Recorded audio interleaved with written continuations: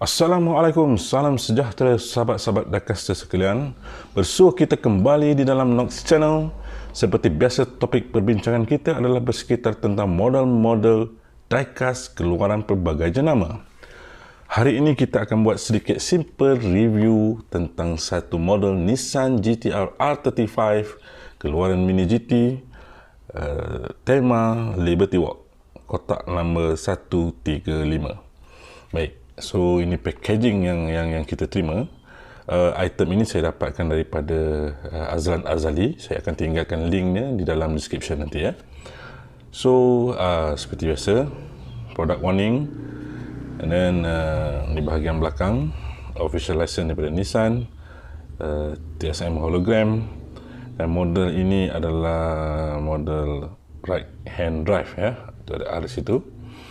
So Liberty Walk ni apa dia sebenarnya, Liberty Walk Saya rasa ramai yang dah tahu pun kan. So apa yang saya jumpa, Liberty Walk ni dia adalah satu workshop yang di-own oleh Katosan. Sekarang sudah jadi satu jenama.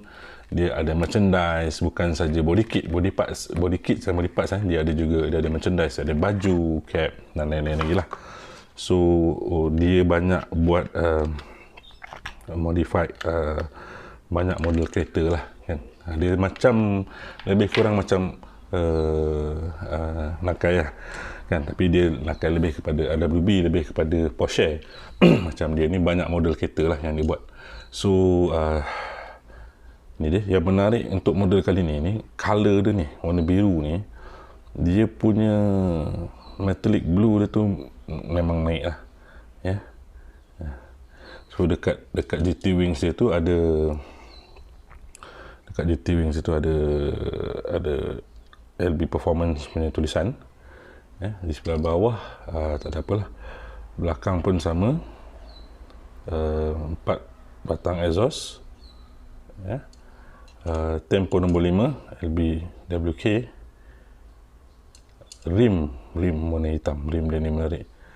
Cuma di bahagian hadapan dia ni, dekat intercooler dia ni kosong sajalah.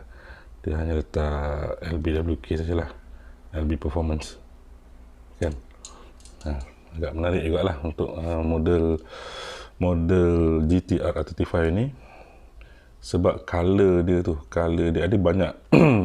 GT-R ni dia ada banyak jatuh lagi, ada banyak warna biru, tapi biru yang ni dia agak menyelah sikit lah, sebab dia punya metallic tu agak naik sikit lah ya. Sampai tu ada dekat bahagian atas ni ada tulisan kan. So macam tu lah sedikit review untuk hari ini. So insyaAllah kita akan bersama lagi dalam beberapa model Mini GT yang lain.